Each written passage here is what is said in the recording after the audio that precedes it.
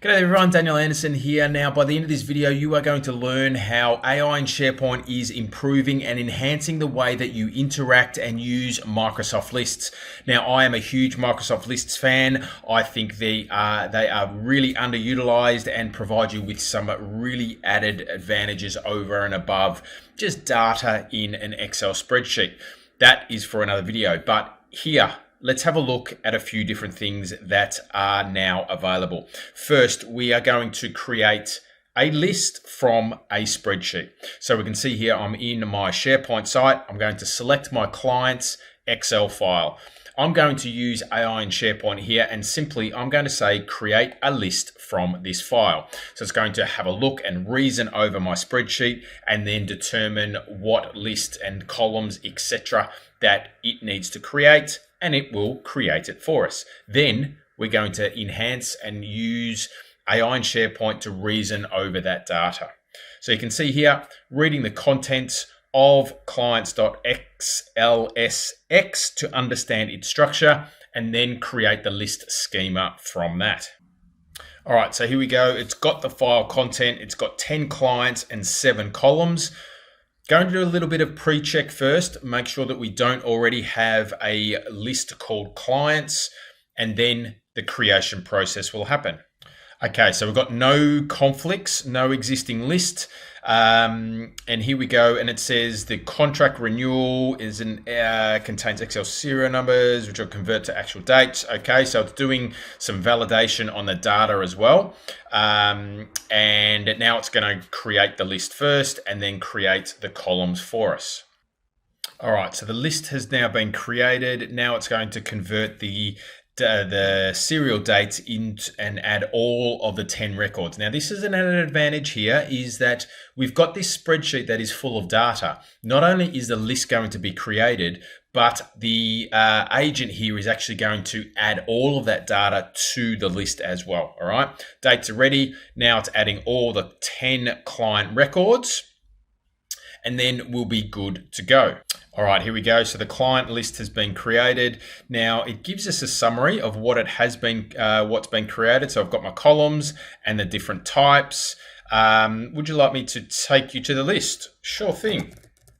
Okay, so let's see if AI in SharePoint can actually take us to that list, open it up for us, and let's have a look. So again, we don't have to navigate. Let's just get the agent to do it for us. All right. Okay, so let's now go to our list. So I am going to go to my site contents, then we will have a look at our list. All right, so if I scroll down to my lists, there is my list. It's got 10 records in it. So let's open that up, and what we should see is our list. There we go. So client name, we've got all of our addresses, all of our data. There we go there. Now, what if we now use that agent? We can now reason over our list data as well, right? So we've got our agent, our SharePoint or AI in SharePoint down the bottom here. So let's have a look. Let's find some items, right? So let's say, what if we, because we've got some data here, we've got our contract renewal dates, right? Let's say, do we have any contracts being renewed, let's say renewed in April. All right. And because Copilot reasons over the metadata, not just in document libraries, but in Microsoft Lists as well, we now have this agent that's grounded directly in our list. All right. So we can now start to interact with our agent over our Microsoft List data as well. All right. So it's looking at the metadata, and now it is going to get back everything for me, right?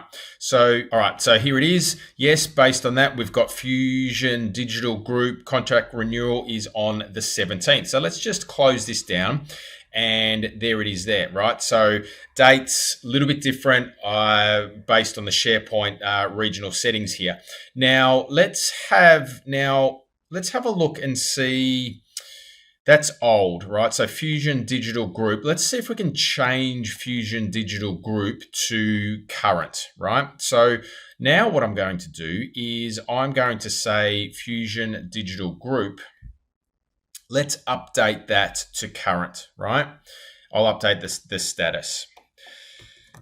Can you please update the status of Fusion digital group to current, please? All right. And let's see if we can actually edit and manipulate our list data in here as well. All right. So it's looking up the item, Fusion Digital Group, which is this one here, and check the schema. And then fingers crossed, we've got it. Update this status current.